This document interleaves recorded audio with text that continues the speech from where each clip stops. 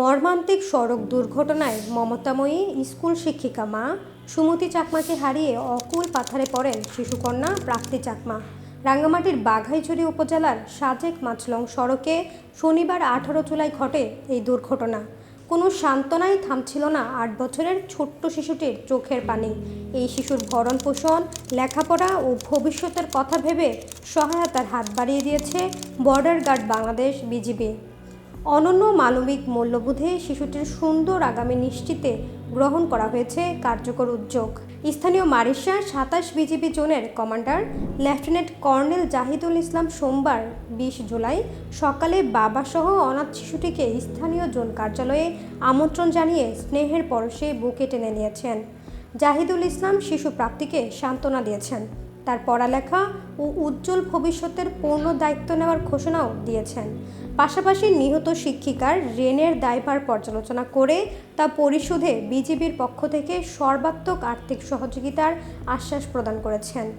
Zone কমান্ডারের এই উদ্যোগ কেবলই মাত্র মানবিকতাকেই মুখ্য করে তোলেনি, বরং একটি বিপদগ্রস্ত পরিবারের পাশে দাঁড়ানোর সীমান্ত শার্দুলদের নিত্যকার নিঃস্বার্থ দায়িত্ববোধের বহিঃপ্রকাশ ঘটিয়েছে, যেখানে অশ্রু মুছে হাসি ফোটানোর এক অদম্য সংকল্পের বার্তা রয়েছে।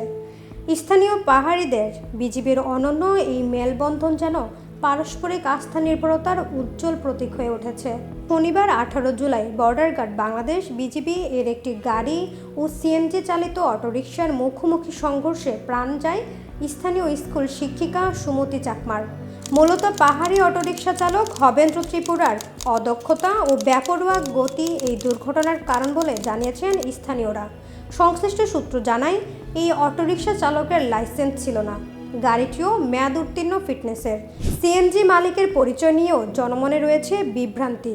সাজেকে যাতায়াত করা অনেক পর্যটক জানান, উঁচু পাহাড়ে সাধারণত ডিজেল বা পেট্রোল চালিত গাড়ি চলার কথা, কিন্তু সেখানে সিএনজি চালিত 3 চাকার গাড়ির বেপরোয়া গতিতে চলাচলের প্রবণতা সড়কগুলোতে মারাত্মক দুর্ঘটনা ঘটছে। প্রতিটি সড়ক দুর্ঘটনা কেড়ে নিচ্ছে তাজা প্রাণ, নিঃস্ব করছে অনেক পরিবারকে।